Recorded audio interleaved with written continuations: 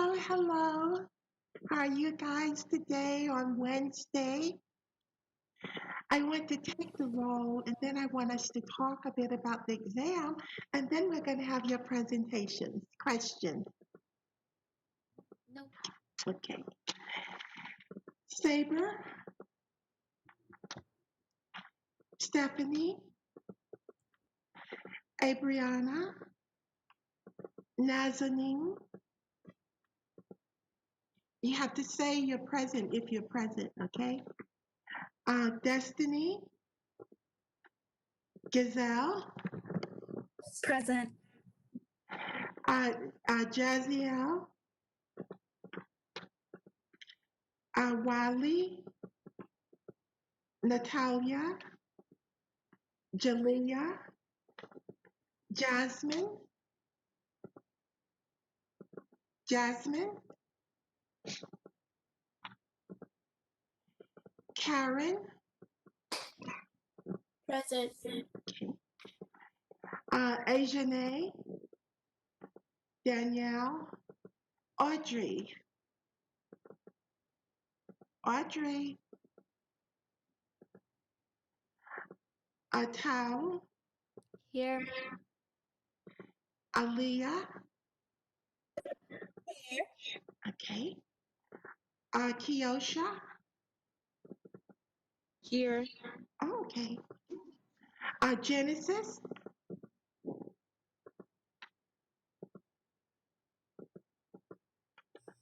Victoria, Anthony, Carolyn, Carolyn, Sienna, Here.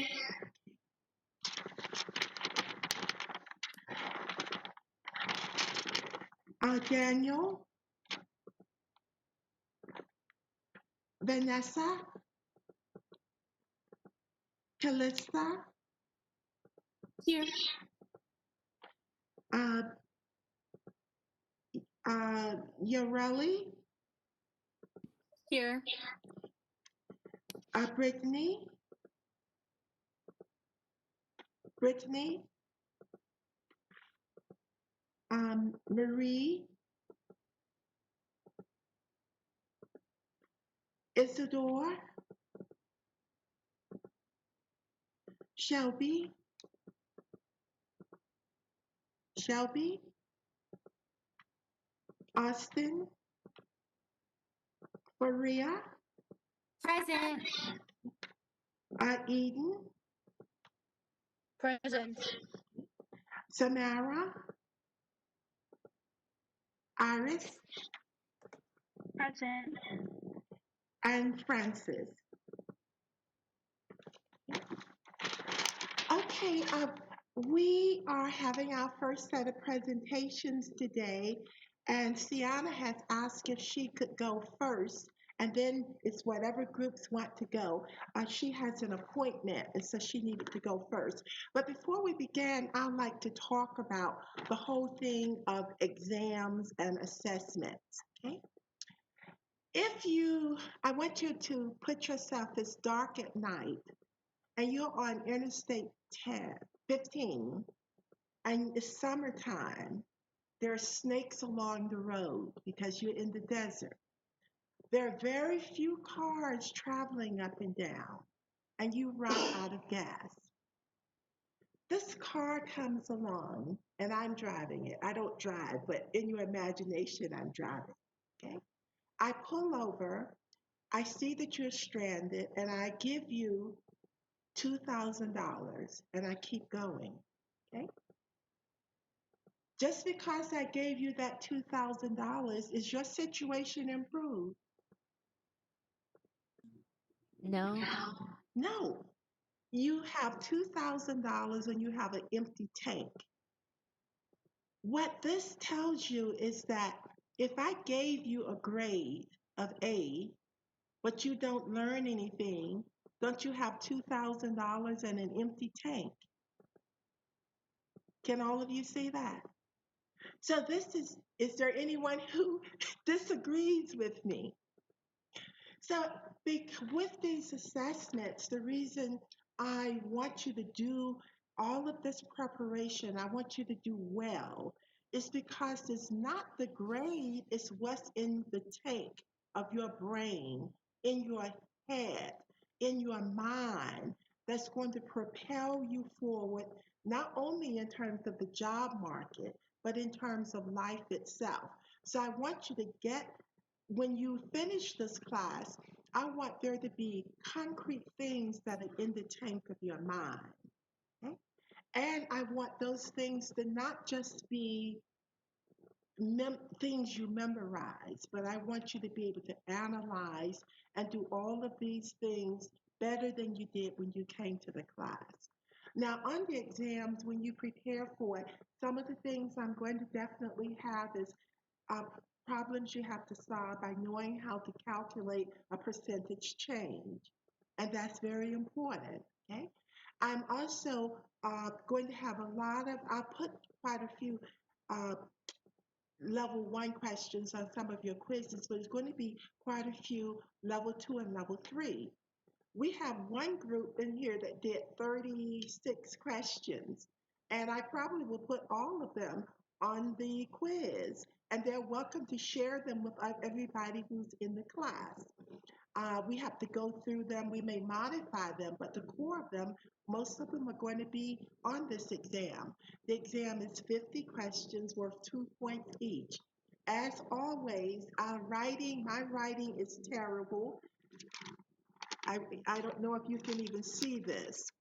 And Miss Heidi's is terrible. We have a student worker who helps us, not someone in our courses, but who helps us to enter you can't um, import it in. You have to enter it directly. So sometimes she can't read our writing. So feel free to call if there's an error. We'll correct it. Okay. So I just wanted to tell you what this is the first exam. You've had some quizzes, but do know if you have any, you can't call us while you're taking the exam, but also know that you can use your devices. The only thing you can't do is what?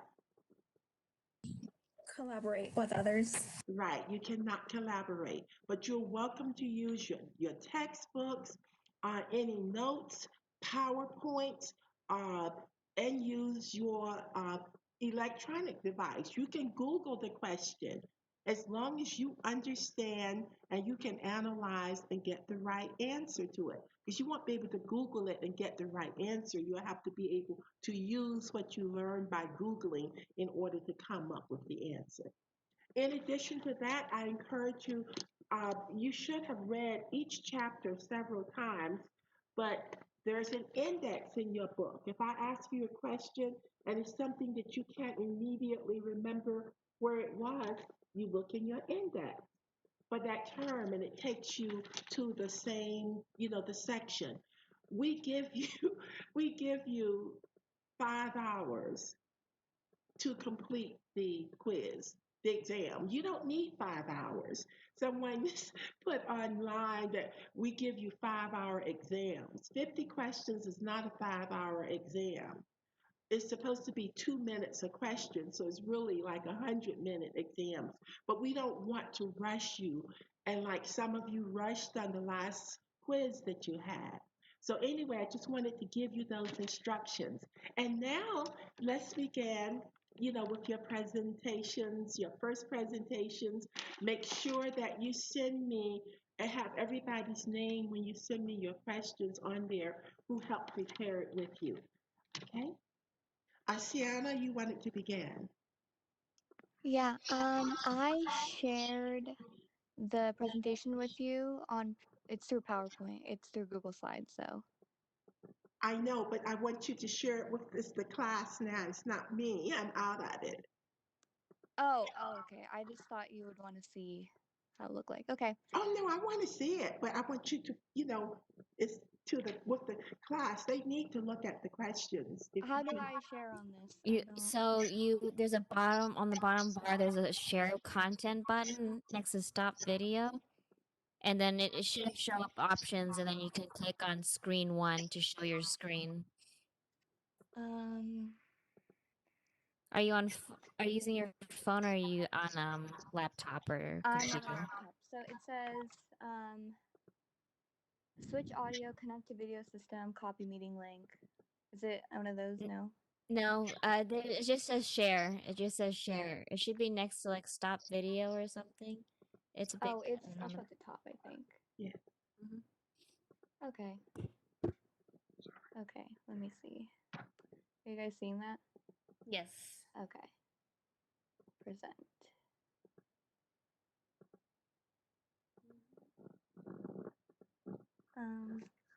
You guys can see that, right? Or no?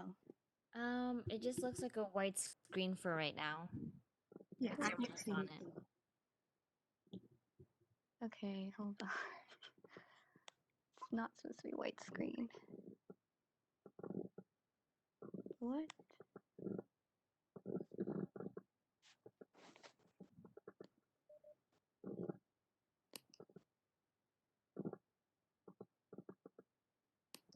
Why does it look like that?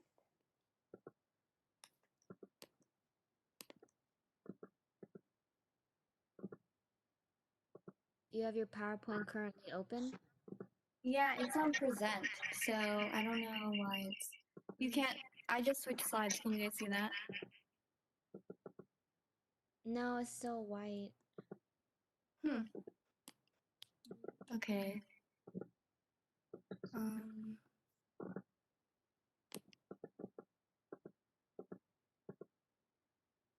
Mm, Do you want me to try sharing the PowerPoint? I Oh can yeah, try. can you maybe share it? Yeah, Maybe it let works me. on your end. It's gonna make me leave the meeting because I have my sharing preferences weird, but I'll leave the meeting and come back in to share it. Okay. Thank you. Yep.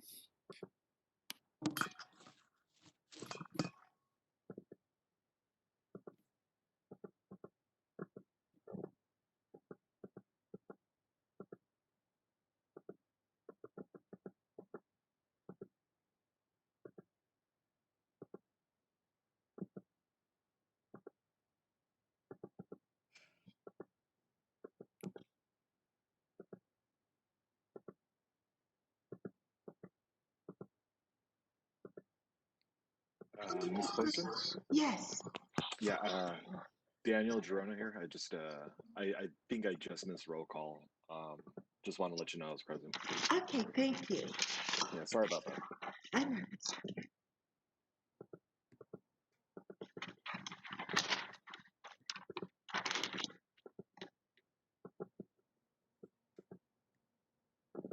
Sorry, it's taking so long. No, that's okay. No apologies needed. Okay, can you guys see the slides? I don't see them. oh, yep, yes. It Yep. Okay. Yes. Okay. Oh, Oh, is it doing it? Okay. those are beautiful. Okay, there we go. Okay. So yeah, this is their title slide, extra credit questions, chapters 1 through 4. I'm Sienna, and I did it with Yareli. Is Shirley here today? Because when I called your name, she didn't say yes. Oh, I did say here. Oh, you did. Oh, I see. I did. You're right. I got you. Okay. Okay. Can you switch the slide, please?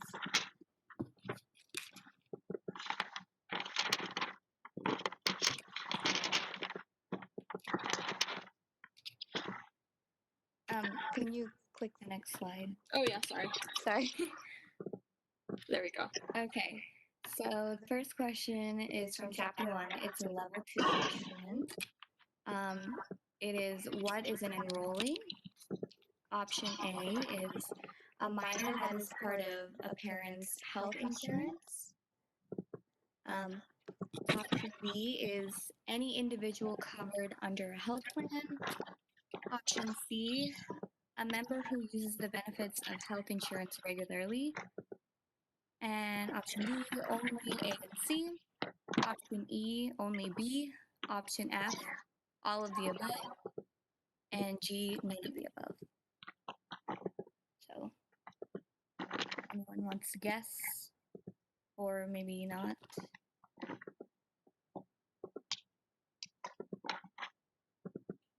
Um, hmm. I'll go with C. C? Okay. Just think very clearly. It might not be a direct answer because it's a level 2. So, final answer, C? Okay. Can you switch the slide? Okay, so it's actually all of the above. So an enrollee member is an individual covered under a managed care plan. Because of this, all of the answers would technically be considered an enrollee. So the minor one and the one that a person that uses insurance regularly. So all of the above would be considered an enrollee. Okay. Next, thank you. Question 2, Chapter 1, Level 2. What does the military Medicare system, or sorry, who does the military Medicare system benefit? So A is the US Army, the Navy, and the Air Force. B is only members of a certain uninformed non-military service. C, Coast Guard. D, only Public Health Service. E, National Oceanographic and Atmospheric Association. F, only A and B. G, only A and C. H, only A. I, only E. J, all of the above. And K, none of the above. So, That's like half the alphabet right there. I know. I was trying to confuse people, so. Well, I mean, if people wanted only to select A or E, wouldn't they just click on A then, or and then just E if they thought that? So I think, Oh, right. Yeah. and that was also my that question was in the previous one. Like, if they just wanted a certain answer, they could have just selected it. right. Okay. My bad. I didn't think of that. Just be none of the above. Yeah. Oh, Um, so it'd be K. None of the above, because the military Medicare system is available to all of the listed, but because the wording is a little bit tricky and it has the options of only, it disqualifies the option all of the above. So yeah, that was a little bit tricky. I might need to change the questions for that. Sorry about that. Anyways, next. Okay, question 3 is from chapter 2, level 1. It says, according to the text, culturally appropriate care and financial support to local health businesses are strategies to improve health and reduce disparities. True or false? A, true, B, false.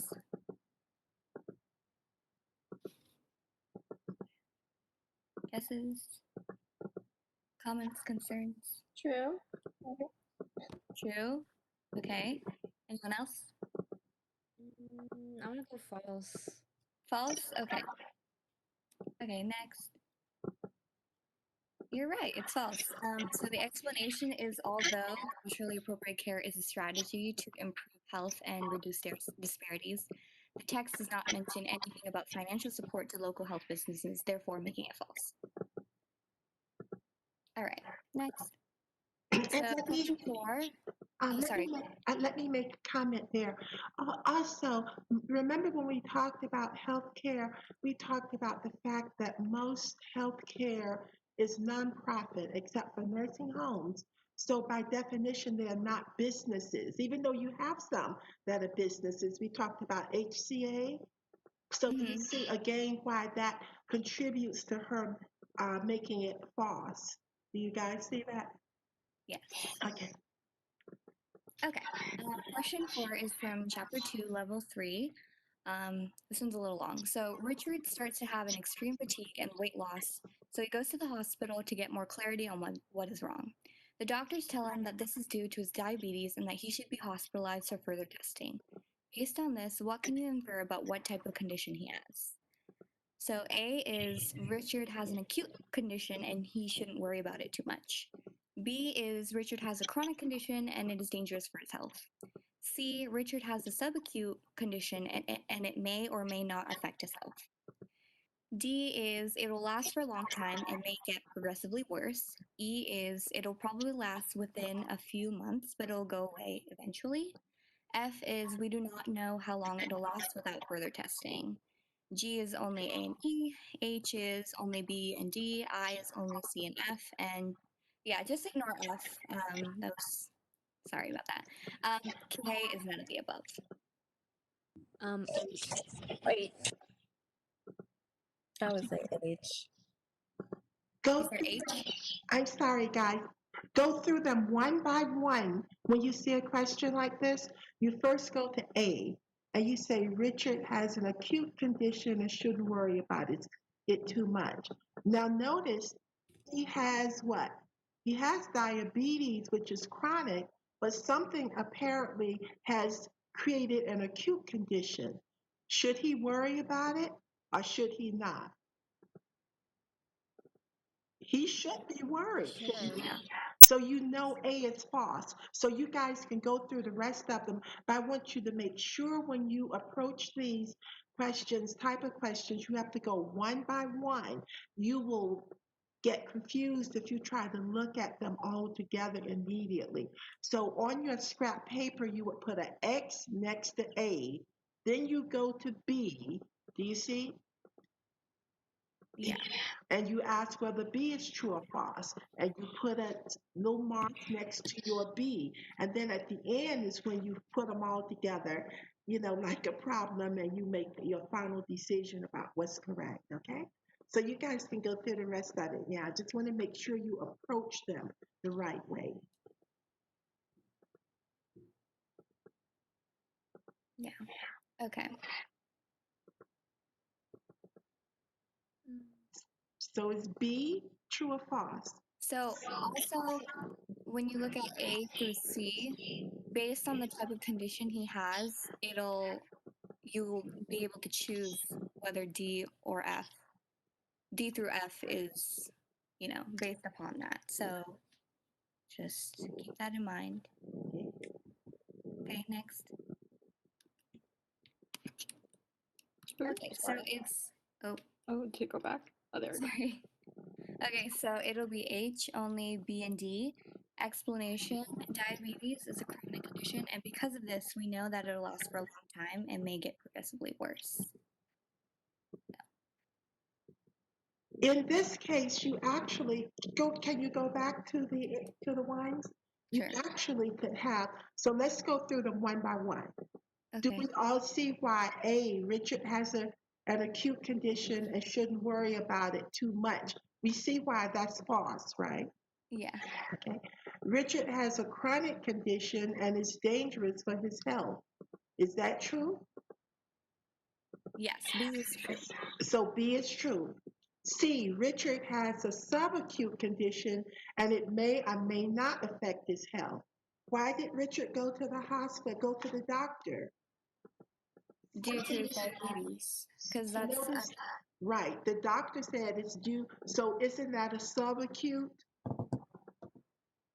see, I didn't put that because the whole, like diabetes as a whole, when it gets worse, because okay, extreme fatigue and weight loss are symptoms of extreme diabetes. So I just categorized it as a whole for diabetes being chronic. I didn't consider it as like a subpar condition. Yeah, notice isn't he at something is going on that's different than his normal situation. For example, when you have diabetes, you can end up losing your vision. That's a subacute condition of diabetes. When you have diabetes, you can end up getting chronic kidney disease, end-stage renal disease. That becomes then a subacute condition because notice with subacute, the condition is related to the first condition, but it ends up being something that's separate. So that's what makes it subacute. So it's somewhere between being an acute and between a chronic. You can have new chronicities that actually come out. But notice his problems seem to be coming from the fact that he does have diabetes. So I would see that Richard has a subacute condition, and it may or may not affect his health. We don't know yet quite why he's there, what it is the doctor hasn't diagnosed that, the immediate thing that brought him there. So it would be I then, I guess. We do not know how long it'll last without further testing. Right. So that would make C also true, that he has a subacute condition and it may or may not affect his health. Okay, so Then- it would be H and I, technically. Well, we're not ready yet. We have to go through every single one. And when you guys take the quiz, make sure you go to each answer, go through every one. Don't try to get to the final answer yet. That's why you have your scrap paper. And then notice with D, it will last for a long time and may get progressively worse. Okay? Now, we know his diabetes will, but we don't know whether the circumstances that are causing him to have extreme fatigue and weight loss that causes him to go to the hospital. So we don't know yet whether, if we mean it, do we mean the acute circumstances that are causing him to have the fatigue and the weight loss? We don't know. So with that one, it will last a long time and may get progressively worse. We can't quite say that that is true. And I love these questions, you guys. They're challenging me. With with E, it will probably last within a few months, but will go away eventually. We don't know that.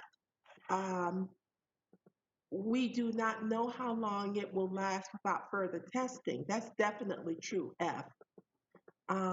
So you have to go through and analyze each one of them individually. I would have to think about them some more before I can say what your final answer is going to be. We know F is going to be one of your answers, definitely, Mm-hmm. So do you see how to approach it? Yeah. And as I said, you guys make up some wonderful, wonderful questions. When we use some of them, we're going to have to simplify them a bit because we want I don't know if they're at the level yet of analyzing, but these are fantastic questions. 10 points absolutely for each of you on these questions. Okay, what about some of the rest of you class when you go through this particular one? How do you see, how would you analyze each one of those answers? Oh, because I know that diabetes was a chronic condition, I was immediately like, okay, so it's not A or C. So I just looked with B, and I know that chronic conditions last for a long time. So I know that it's also D. E, I would take out. Like, I understand the reasoning of why there's like why H wasn't just the only right answer, but when I was looking through it, E didn't fit the description of chronic, and F didn't really fit it either. So that's why I left with just H. Okay. With diabetes, you do have fatigue, but you don't always have weight loss, as I can testify. And so, because he has this fatigue and the additional weight loss, something else is going.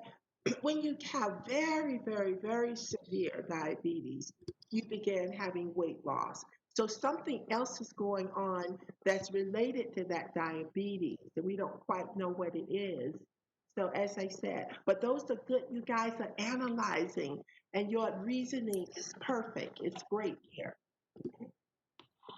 Anybody else? I said that because I guess because the question is not as clear as it could be. I went right to C because when it says he has extreme fatigue and weight loss, it doesn't specify if it directly from his diabetes. All the Exactly. doctors tell him that it maybe, so we should hospitalize you for further testing. Extreme fatigue and weight loss are usually temporarily like And that's a great point. That's a great are point. eating more and Yeah. no, that's why, because on C, oh, sorry.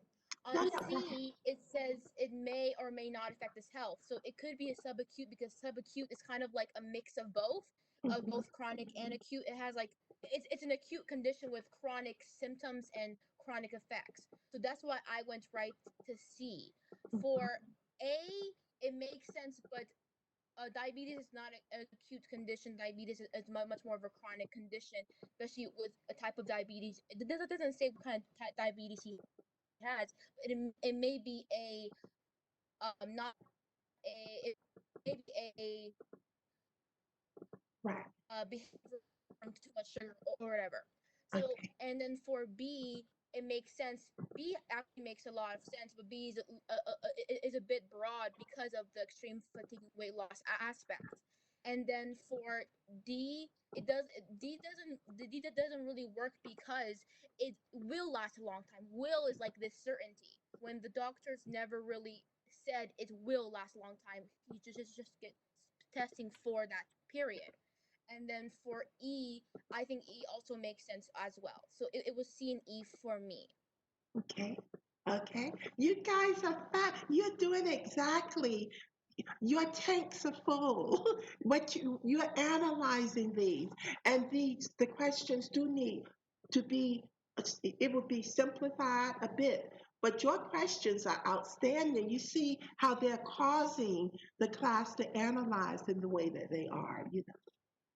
But we are tightening them up, the ones when we use them on the exam. Anybody else? Okay, back to you guys. Okay, so next question. Question 5 is from chapter 2. It's a level 1 question. Is the following statement true or false? The Affordable Care Act was enacted in 2010 and made huge positive changes to the US healthcare system. Guesses, comments, concerns? Yes, it's true that. True. I also say true. Okay, next, please. Thank you. Yeah, it's true. Explanation is that it was enacted in 2010 and made positive changes to the healthcare system by decreasing the number of people without insurance. So, I was trying to trick you guys up with using positive changes. I don't know. Okay. Okay. Yeah, that did trip me up a little bit because I wasn't sure what would count as a positive change. So, I okay. think that part was too general. No, no, it's perfect. If you have more people, that's what one of the ACA is noted for doing several things. One, it allows all of you guys to stay on your parents' insurance until you're 26. So it made you have more health care insurance. It allowed your great grandparents to be able to get insurance before they turn 65 and get Medicare, even if they had pre-existing conditions. So all of that is incorporated in your answer here when you say that it made positive changes by decreasing the number of people without insurance. So it's excellent. It's perfect. Yeah. So it's definitely true. But anybody disagrees with that? You don't. I'm not biblical person, so if you disagree, let's hear it.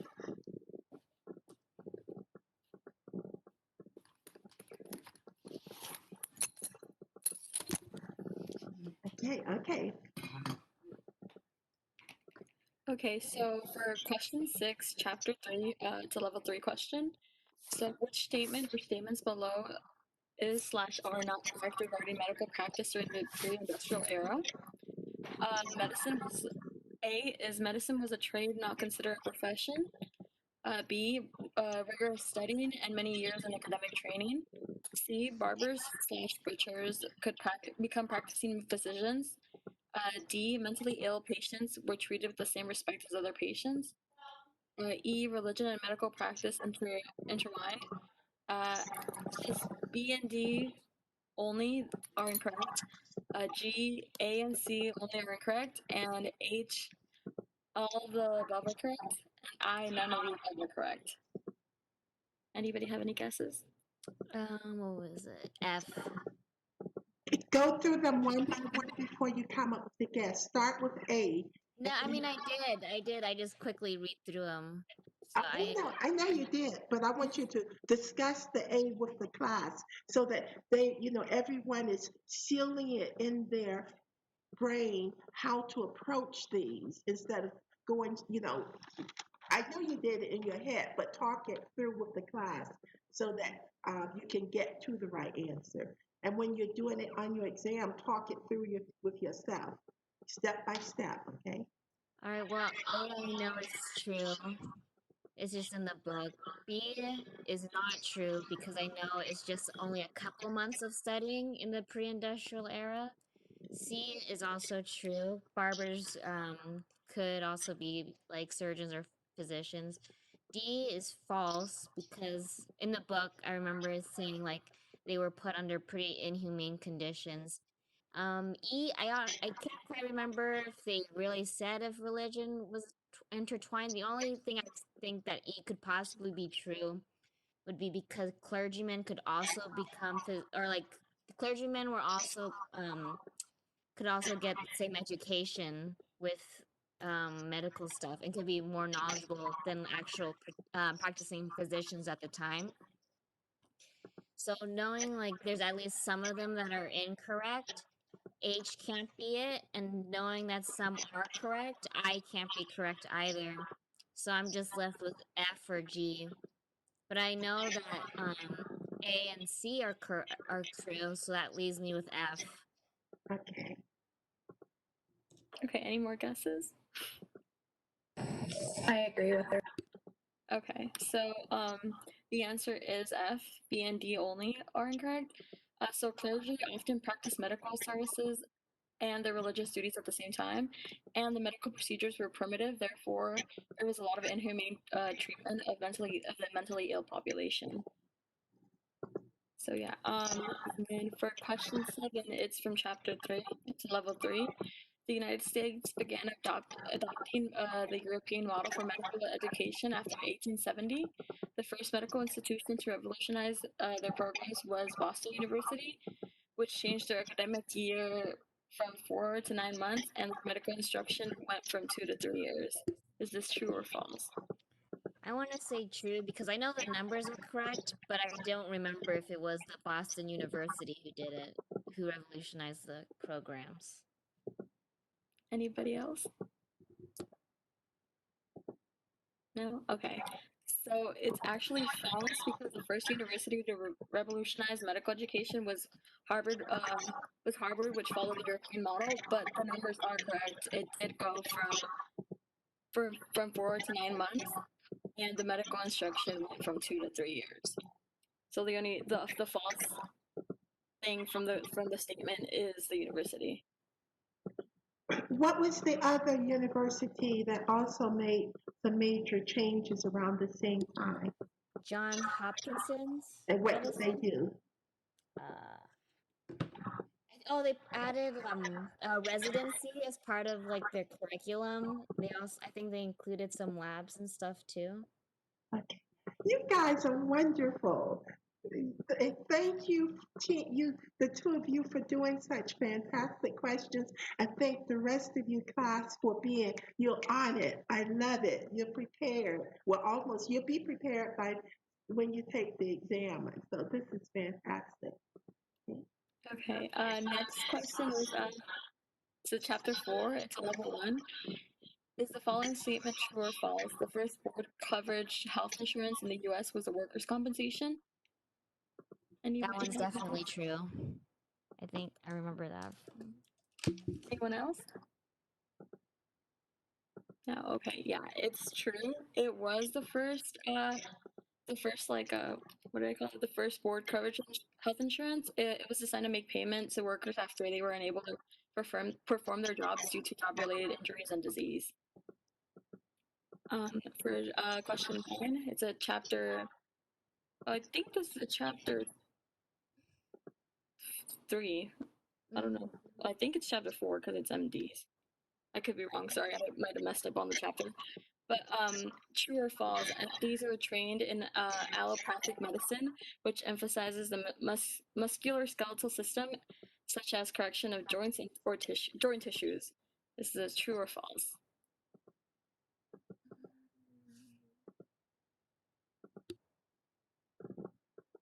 Hello, class. Are you still there? Anybody else? It's true. Anyone else? Okay. So it's actually false. Allopathic medicine focuses on medical treatment medical treatment is active intervention and attempts to end the effects of disease, and MDs are trained in allopathic medicine. But it was just false because the definition for allopathic was wrong. Which one does focus on joints and tissues and the interrelatedness of the body? What do you call that? Doctors of osteopathy. Osteopathic, exactly. Okay, and then the last question is from chapter 4, it's level 2. Which characteristics below is/are true regarding public health professionals? A, focus on the community as a whole. B, access to healthcare. C, infectious disease control. D, environmental health issues. E, A and B only. F, C and D only. G, all the above. And H.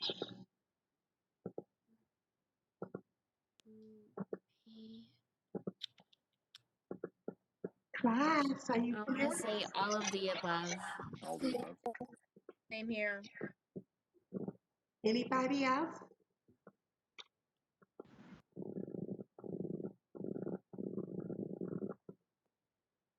No? Okay. So it's all the above. Public health professionals emphasize treating the whole community instead of treating individuals. Therefore, focus on various issues that directly impact the community. And those are all our questions. Okay, guys, give them a applause. Okay, next group. My group will go next. Okay. So let me start sharing.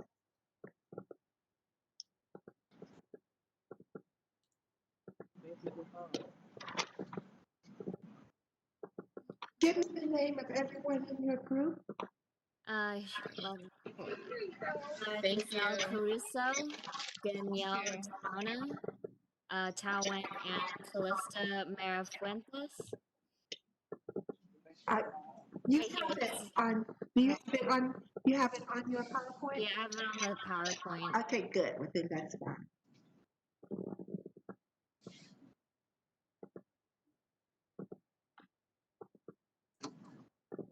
Do you have all our names? Yes, yes. Okay. You're going to send it to me, so I have it there. I sent you the Google Doc version. I'll send you the slides version after the class. Yes, don't send me Google Doc, guys. Ever send me, just the regular Word version, or our PowerPoint version. Okay. Okay. I mean, because our PowerPoint version only has the 10 questions, the Google Doc has the 32. Okay. Can't you convert the Google Doc to a Word file?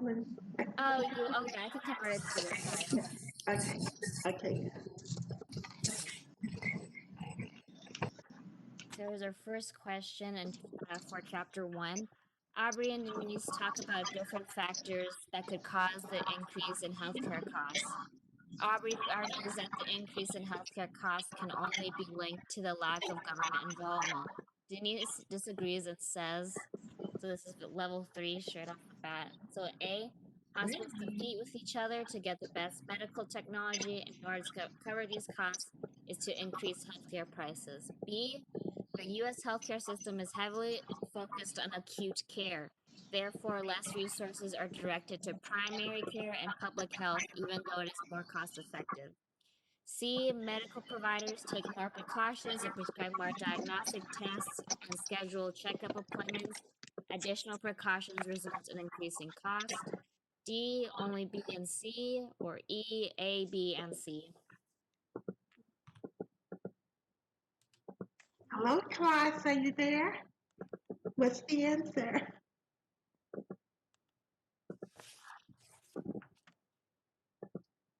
So this one, my top one's a bit more interactive. So if you click on the wrong question, it'll tell you what we got, tell it's an incorrect, and we can go back and try again.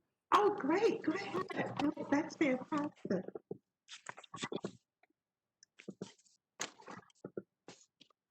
So let's say I want to just say this B.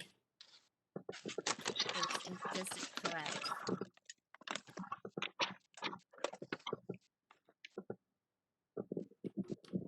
No guesses? Okay, let's see. Hospitals completely try to get them.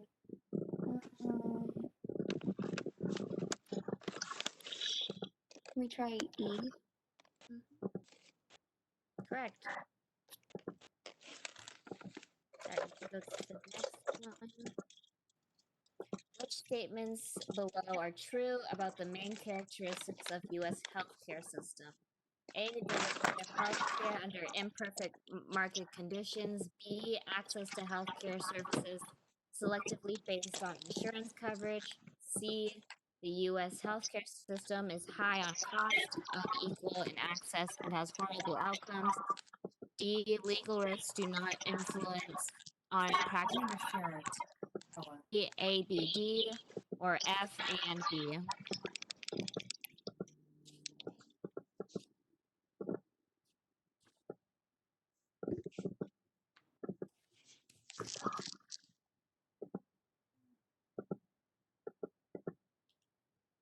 Hello. So- There's too many people still here.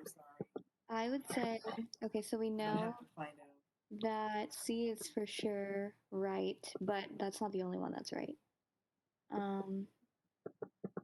Oops, sorry. Oops. Oh, Mm-hmm. is Oh, it there's the an right question? option that's not being shown. I'm sorry. Yes, No worries. it's up off the ground. Oh, wait, this is not the right question. Sorry. Let's go. This one was number 2. There you go. Never mind. Here it is. Okay.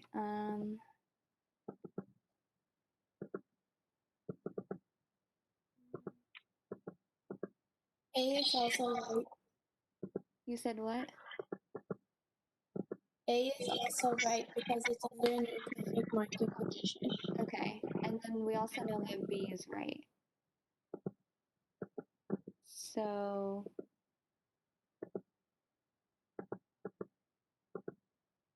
wait, is there a G? I think, yeah, I think there's supposed to be a G. I missed it. But I think Okay. it also had to, this one was F, but I think it also had to include C. Apologies. Okay, got it. Yeah, that makes sense. Yeah, so these are all the top 3 of all the characteristics of the U.S. healthcare system. Okay. Now, C, Yeah, it's well, the horrible outcomes. It's not, the outcomes are not, we couldn't call them quite horrible. We could call Oh, them, that's- so you had C as true or false. it would be false then if it was, because it was just, I think in the book they said average health outcomes. Right, they do, and horrible makes it false. Ah. So, number 3. These are wonderful, guys. This is just wonderful. Caroline has recently been diagnosed with breast cancer. She is shocked as she doesn't know how she developed the BRCA gene. After asking her mother if anyone in her family was diagnosed with breast cancer, she found out that her grandmother, who passed right before Caroline was born, had the BRCA gene. What is the word that describes why Caroline had the gene for breast cancer?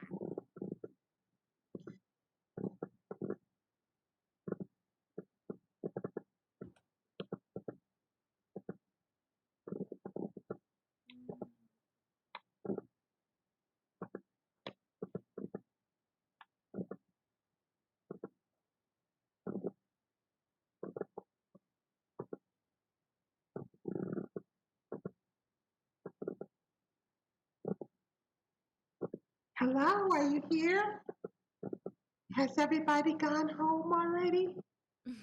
But you're eating, right, Terry?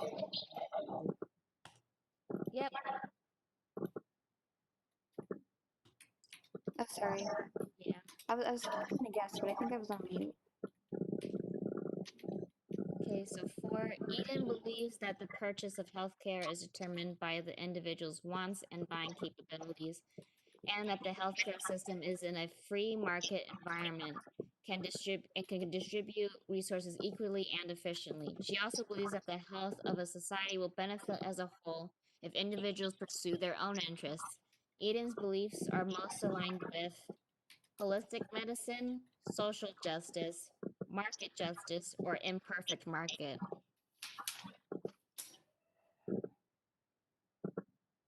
Mhm.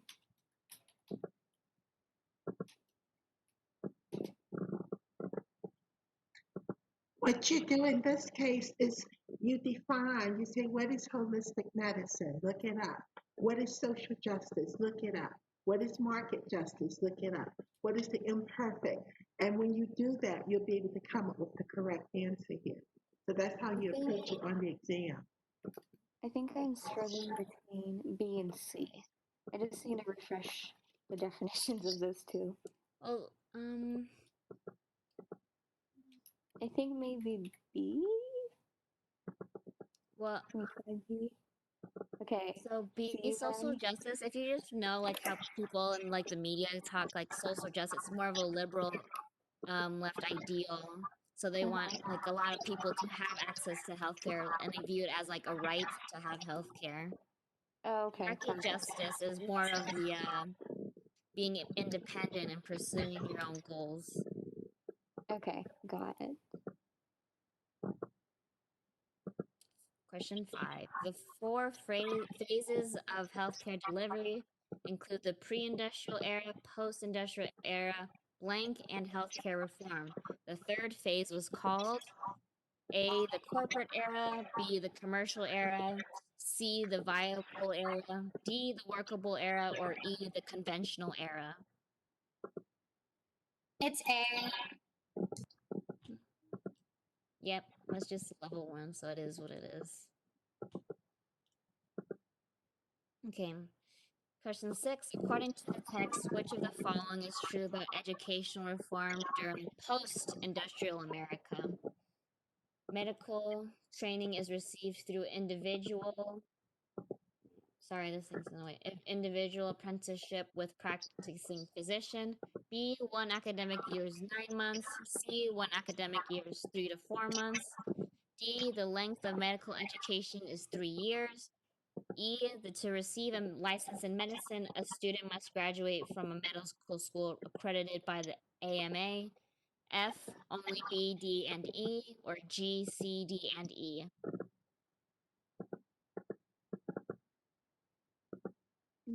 I would say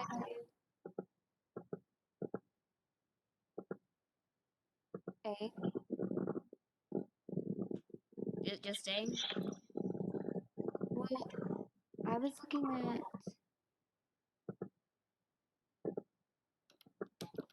I can't remember the length of medical education that was received. I know it's like not that long. It is actually in post-industrial America. It Sorry, it was post. went to 2 to 3. Yeah, post. Oh, So sorry. is the I answer was thinking pre. I'm so sorry. Yeah. Okay, yeah. See, this is why I gotta read the question. Yes. Would it be F? All right, let's check. Correct. So back here, F was B. That's true. It increased to 9 months. D, it is up to 3 years. And E, yeah, they had to graduate from medical school and not just purely from, not just have like a high school degree. Okay, 7. We use webcams and phone calls to communicate with our doctors today to simplify the need to travel. The use of the internet has also improved a patient's ability to educate themselves on the decisions that they can make to help themselves. This process was called in the 1990s and is called co-medicine. Is that false? Mm, yep. I believe this term would be telemedicine or e-health, right? 8. Which statements are true about differences between primary and specialty care? A. Primary physicians serve as gatekeepers as they have an important role in controlling cost, utilization rates, and the rational allocation of resources. B. The main difference between primary and specialty care physicians is how the providers are trained. C. Specialty care is more episodic, meaning it is more focused and intense. D. Specialty care deals with regular physician checkups, and they will write a referral to a primary doctor for cases such as diseases. E. Only C and D, or F. Only A, B, and C. Is it F? Only A, B, and C? So, correct. Mhm. Oh shoot, hit the wrong one. So. All right, number 9. Darian and Serena are talking about the distributions of physicians between urban and rural areas of America. According to the text, on average, 68 primary care physicians per 100,000 rural residents, and there are 84 primary care physicians per 100,000 urban residents. Serena claims that there are less physicians in rural areas because people in rural areas are healthier than those in urban areas. Therefore, rural residents do not need to visit a physician as often. Dan disagrees and says, A. Physicians live in urban areas because there is better access to modern facilities and technology. B. Physicians live in urban areas because there are more people who can actually pay for medical services. C. Physicians live in urban areas because there are more opportunities for professional growth. Or D. All of the above. Oh, what the heck? Go back.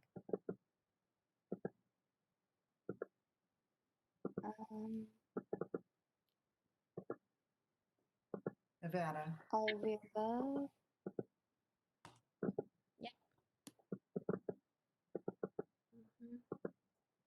Okay, last question.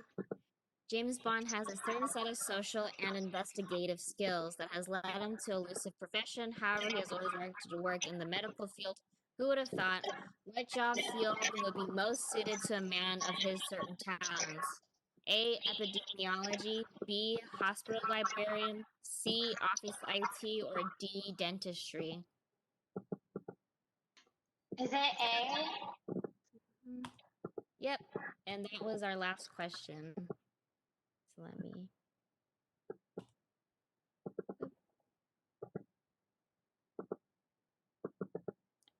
Is there anyone else that's supposed to present? All right.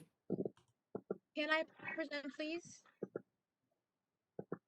I have.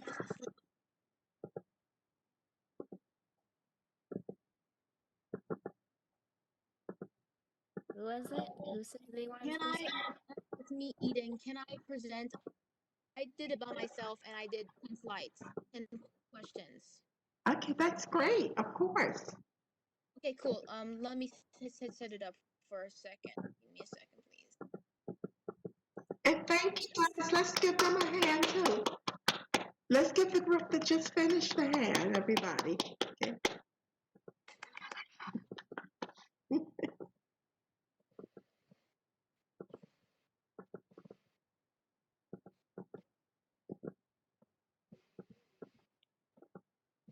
Okay. Let me put this. Okay, so I share my screen. Switch to Yes, if you're on computer, there should be an option to say that says share. share. Okay. Yeah, and then you select Share the screen. and share to this. Yeah, and then whatever destination you want.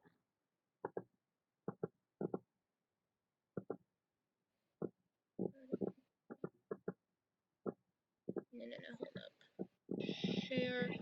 Share a screen. Yep, I don't see that. Well, it says if you go on the bottom of it should say share there's content. there's Desktop share, app or and you can click on your screen 1 for me it says. let me see here. Join from your browser. Waiting.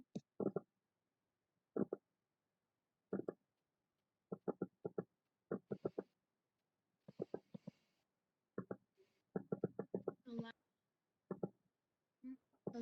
Allow. Okay. Okay. Connecting. Reclaim. Switch desktop. Connect. Raise hand. How do you do this? How do you do this? Is it still saying your screen's trying to connect? Or you? Save.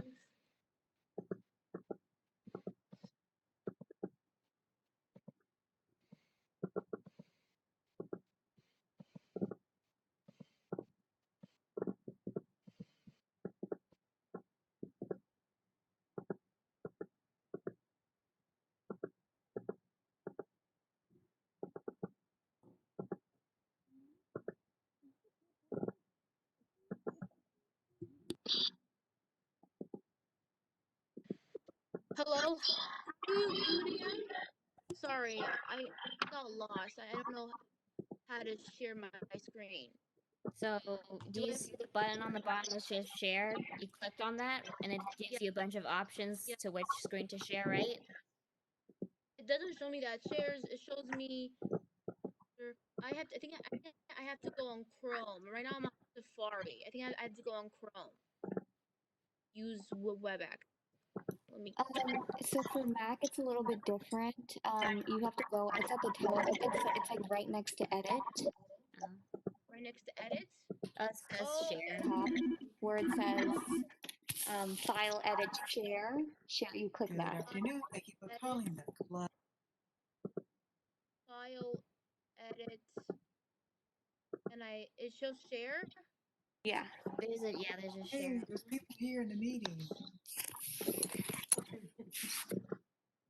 File here. So I go on to file and I go She's not in to. that particular one, but hold on. No, a you second. don't have to So click on file or edit.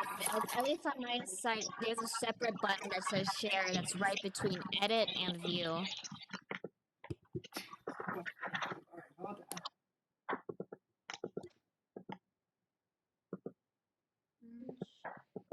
I think I passed.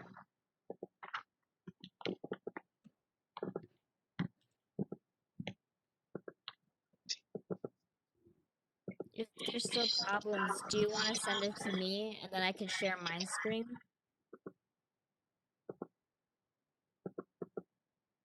Sure. Let's do that.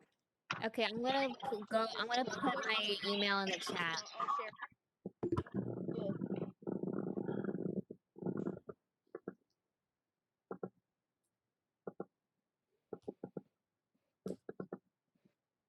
So I just put my email in the WebEx chat. Thank you.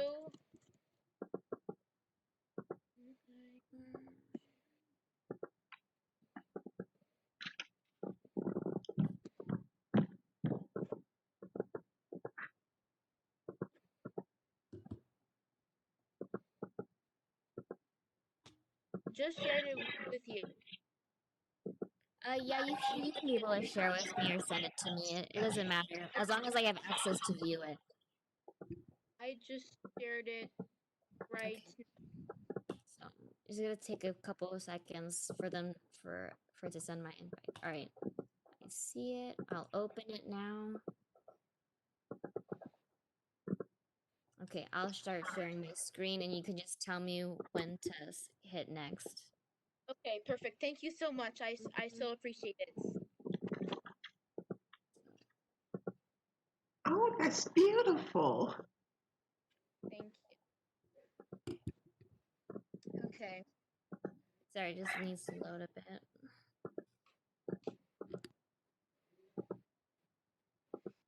Okay, so yeah. So the first you can go to the next question. So the first question is a chapter 1 level 1 question. It is what type of subsystem of healthcare is UMC? UMC, you guys mostly know UMC as like a yeah, I don't want to give too much of the answer. There you go.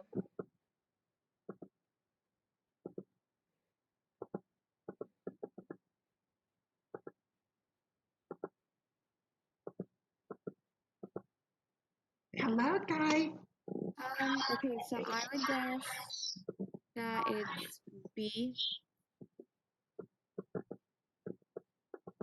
Okay. I was thinking it was managed care, or at least part of what would managed care be. I thought it was public because I know like St. Rose is private. Aren't they a Oh. hospital?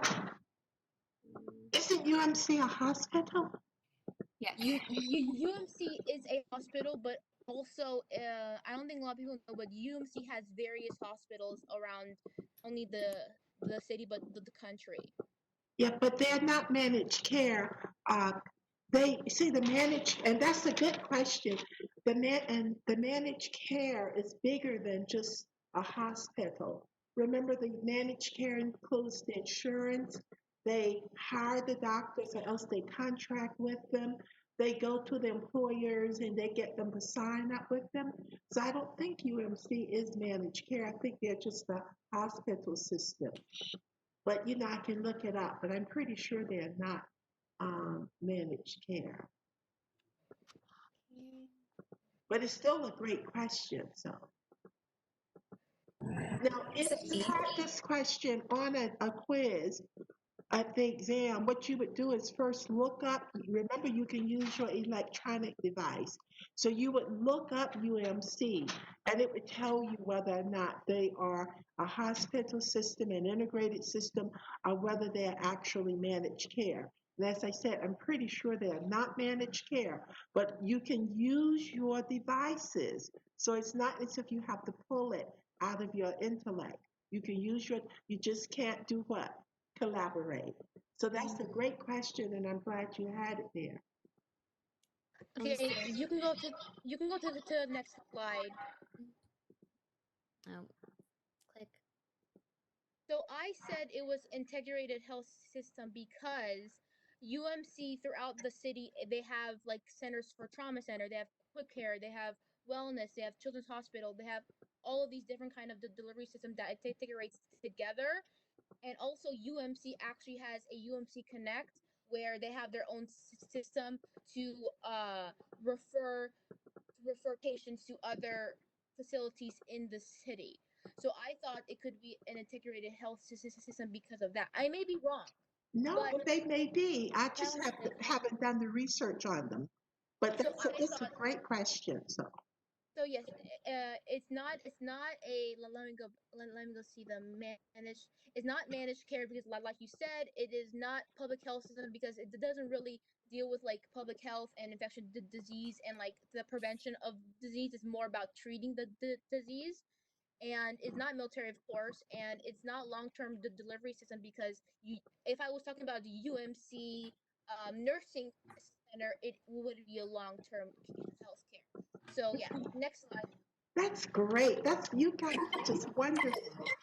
I just wanted to say, I know I've heard EMT when I was an EMT, but we would refer to it as an integrated healthcare system. And so I think she's right on that. Okay. Yeah, I think so too. I think so too. The second one is Tyler went back home after serving in the army, waiting to get assigned to a new mission. What healthcare plan would he receive? TRICARE or VA healthcare?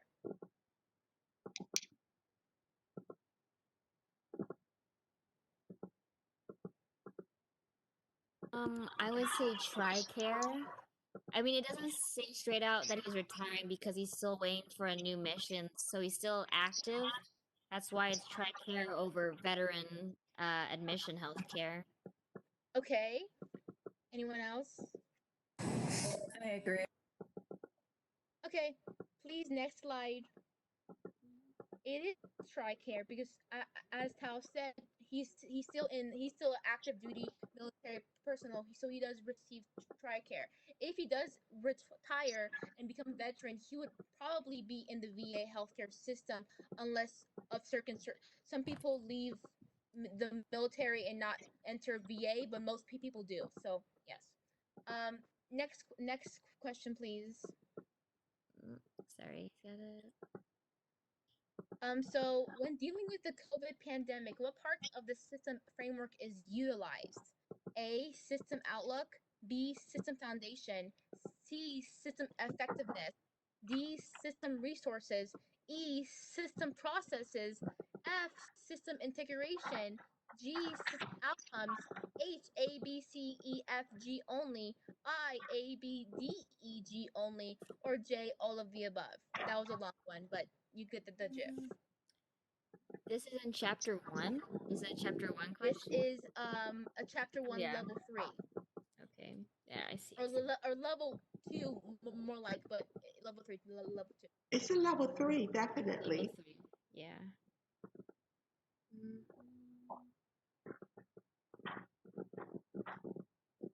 Hello, class. It's gonna take a minute because you have to go back on your Let's textbook. go. Yeah. Okay. I guess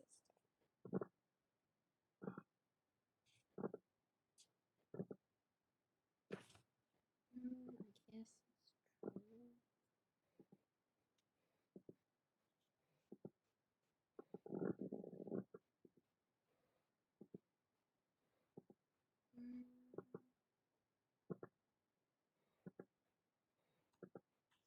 May have put error. So not D.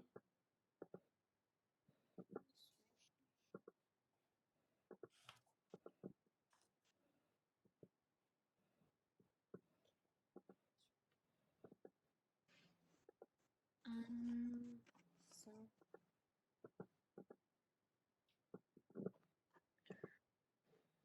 oh yes, C.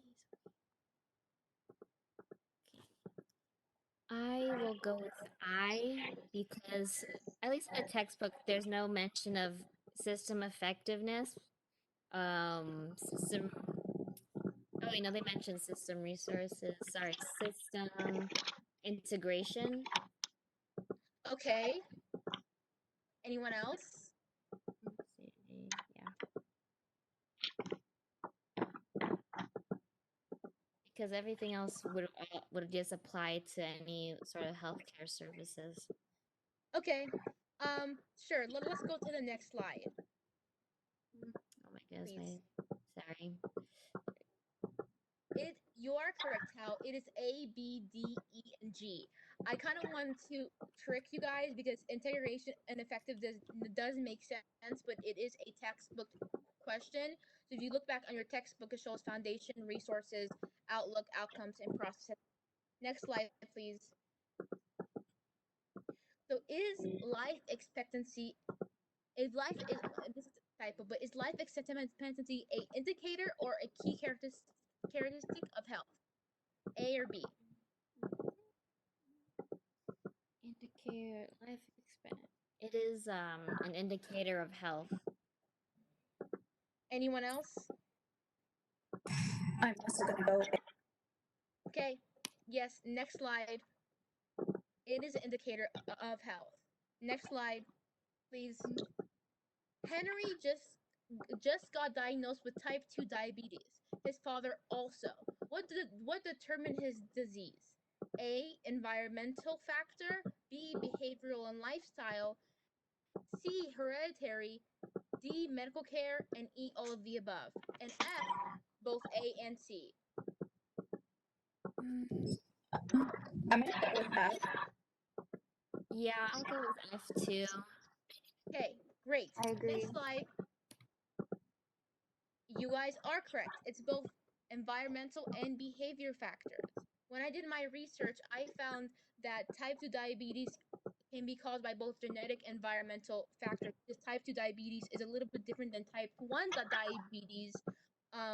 Scientists have found that environmental factors like polluted water, soil, and how they diet, you see from the screen, can be affected by type 2 diabetes and you can be diagnosed from it. Also, type 2 diabetes, that does not mean that you will get type 2 diabetes, but your genetics can play as well. I mean your behavior as well. Next. These are wonderful. All of you just have been wonderful. I'm going to give everyone one extra points above 10 points for this because you guys were just wonderful. Cool. Okay. Next question. Yeah. The Affordable Care Act is not A, community-based intervention, B, social justice, C, market justice, D, policy intervention, E, C, and D, F, A, community-based intervention, and C, market justice, G, social justice and policy intervention, or H, all of the above. All of the above as A and D. A through I would just say F because I think I think the Affordable Care Act I would say was government-based intervention, right? And C, market justice when the ideals of market justice doesn't follow what the Affordable Care Act goes for. Okay. Anyone else?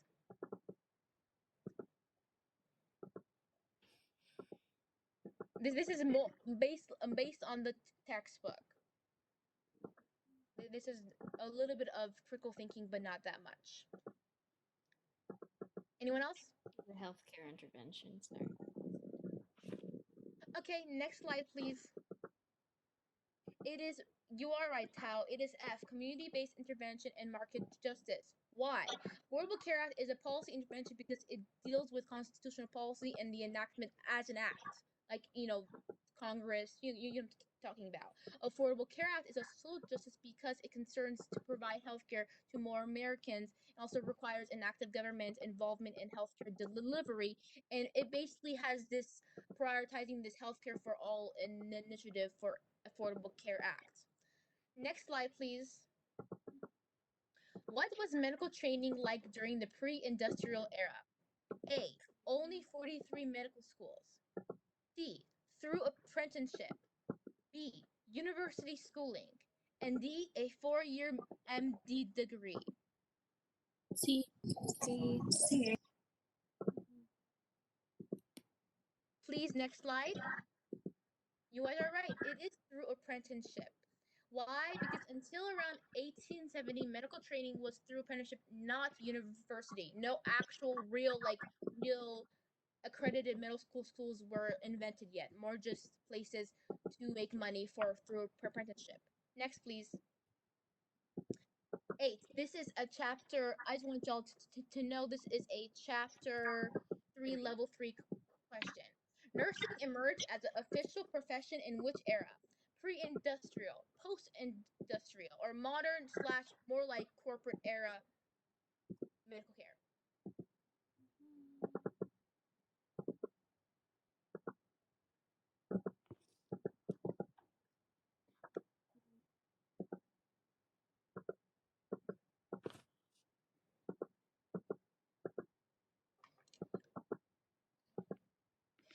Also, the textbook doesn't really go into nursing. This is a much more you have to know this is why you have to know about nursing history, kind of understand this, or at least medical assistant history. This is where you would go on the internet and look up, or And it is in chapter 1 and chapter 4, though, the answers to your question there. okay, cool. Because it's kind of a difficult one. Is it post-industrial? Okay, post-industrial, we have that. Oh, I forgot to put A, B, and C, but pre is A, post is B, and modern is C.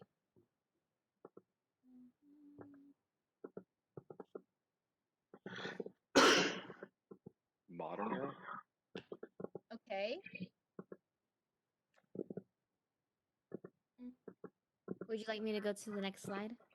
Sure, let's go to the now, just making sure people got their answers in. Next slide, please. It is post-industrial era. Why? Because as the number of nurses grew in the 19th century, nursing became a characteristic for a real profession. During the 1890s is more like the post-industrial. There became associations for professional nursing associations. You see that, and it finally became a real profession during World War I and World War II, and it solidified the importance of nurses in healthcare system. I have a picture there just so it helps out. Okay, next one. David receives Medicaid in New York, as Kyle receives Medicaid in California. How different is healthcare? A, no difference. Medicaid is the same wherever. B, financing and providers varies from state to state. The quality of healthcare is different, and medical technology. This is chapter 4, by the way. I think it's D. Okay, B. She can come in. Honey, she can come in.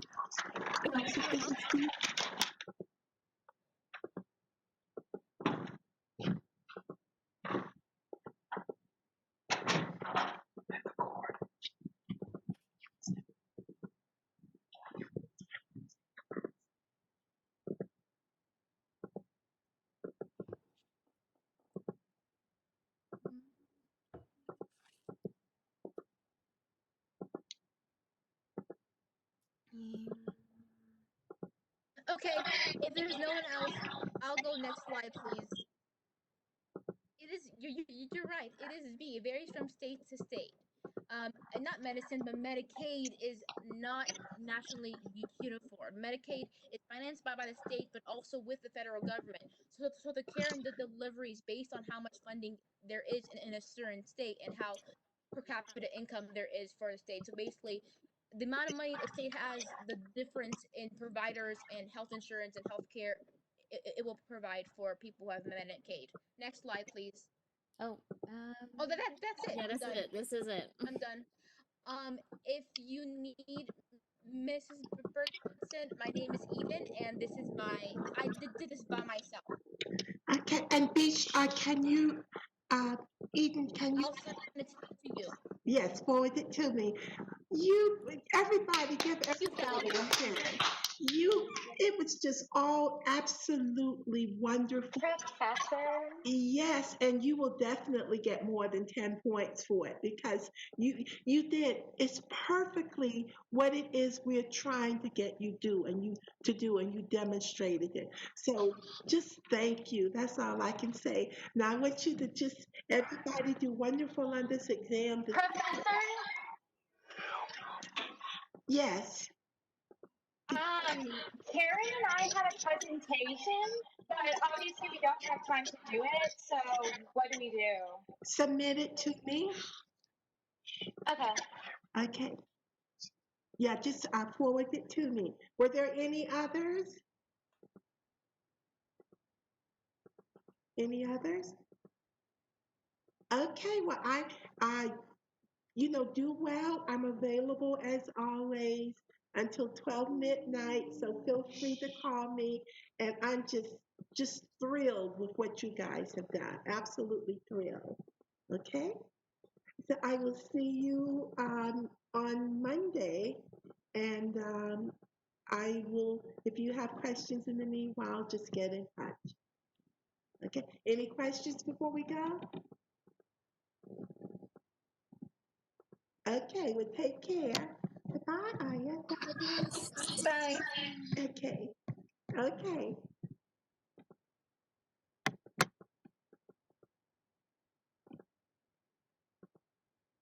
Mm.